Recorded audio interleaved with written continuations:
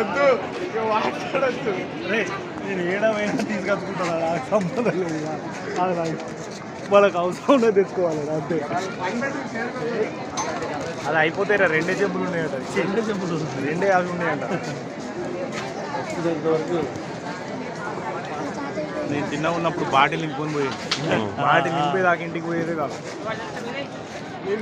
వాడు ఇప్పుడే వచ్చినావు కదా బాబా అనేది, అన్న కొంచెం పోయి అన్న ప్లీజ్ అన్న అని బతిని ఆడుకునేటప్పుడు.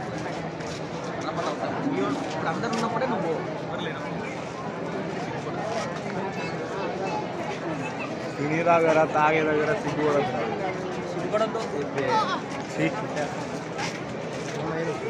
తప్పనే కలిపి పిల్లలు. మా అమ్మకి చాలా నొప్పి వచ్చి. అవునా? అరే ఒకటి తీసుకురా ప్లీజ్.